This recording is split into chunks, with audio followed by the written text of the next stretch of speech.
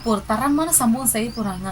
English பேசல அப்படிங்கறது வந்து நம்ம ஹரிதா எந்த அளவுக்கு கேவலப்படுத்தினாங்களோ, நான் இங்கிலீஷ் பேசி காட்டுறேன், முன்னாடி இருந்து நான் உங்க முகத்துல கறி பூசுறேன் அப்படிங்கறத வந்து நம்ம நந்தினி சாதிக்க போறாங்க. அதுவும் நம்ம சூர்யாவோட சப்போர்ட்டோட சாதிக்க போறாங்க. ரஞ்சித்தோட முகத்தெரியும் கிழிக்க போறாங்க. அப்கமிங் எபிசோட் இப்படி இருந்தா ரொம்ப நல்லா இருக்கும் அப்படின்னு நினைக்கிறவங்க ஒரு லைக் பண்ணுங்க, மறக்காம சேனலை சப்ஸ்கிரைப் பண்ணுங்க. நம்ம சூர்யா சந்தோஷப்பட்டு பார்த்திருக்கோம், வாழுத்தனம் பண்ணி பார்த்திருக்கோம். ஆனா நம்ம சூர்யாவும் நந்தினி இவ்வளவு கஷ்டப்பட்டு நம்ம பார்த்ததே இல்லை அப்படின்னு தாங்க சொல்லணும். ஆமாங்க, நாளுக்கு நாள் நம்ம அருணாச்சலம் ஐயா வீட்டுல இல்லை அப்படிங்கிற ஒரு கஷ்டமும் வருத்தமும் நம்ம சூர்யா நந்தினியோட மனசுல ரொம்பவுமே அதிகமா போயிட்டு இருக்கு அப்படின்னு தான் சொல்லணும். நம்ம அருணாச்சலம் ஐயா எப்பதாங்க வரப்போறாரு? நம்ம ரஞ்சித்தோட பிரச்சனை தாங்க இப்ப வெளிவரப்போகுது. நம்ம ரஞ்சித்தோட பிரச்சனை இப்ப பூதாகரமா வெடிக்க ஆரம்பிச்சிச்சு. நம்ம பிரீத்தி எங்க கடத்திட்டு போய் வச்சாரு அப்படிங்கறதுன்னு புரியவே இல்லை. அவரு அந்த பொண்ணு எங்க தூக்கி போட்டாங்கன்னு கூட தெரியல. இப்ப அவங்க அப்பா அம்மா வந்து ரொம்பவுமே கத்தி கதறிட்டு இருக்காங்க. இதெல்லாம் தெரியாம நம்ம ரஞ்சித்தோட அப்பா அம்மா வந்து ரஞ்சித் ரொம்ப நல்லவன், ஏதோ கல்யாணத்துல இவ்வளவு இடையூறு வருது அப்படிங்கிற மாதிரி நினைச்சிட்டு இருக்காங்க. இதே ஒரு அபசகுணமா எடுத்துட்டு இருக்காங்க.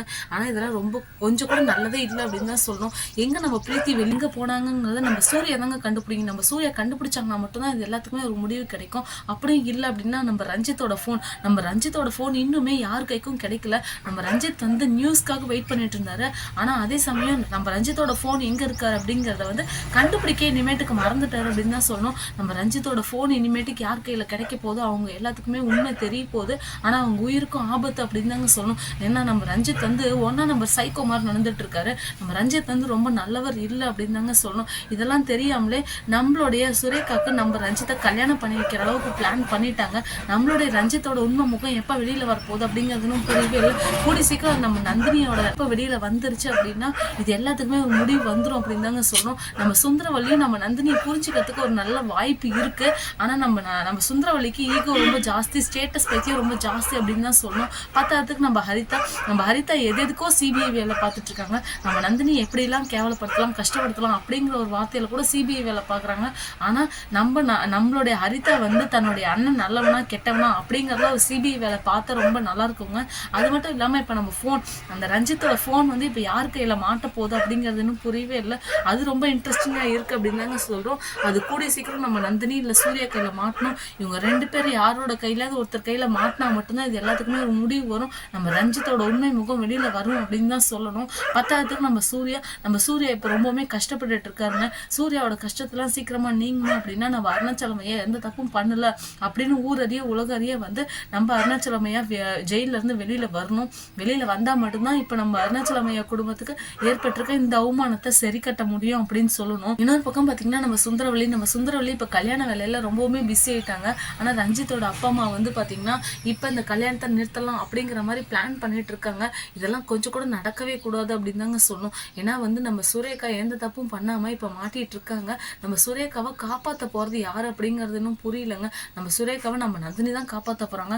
ஆனா இதுக்கு மேலேயாவது நம்ம நந்தினியை வந்து நம்ம சுரேகா நல்ல விதமா நினைப்பாங்களா, இல்ல இவ பண்ணதான் அப்படின்னு பழியெல்லாம் தூக்கி நம்ம நந்தினி மேல போட போறாங்களா என்னன்னு புரியவே இல்லை.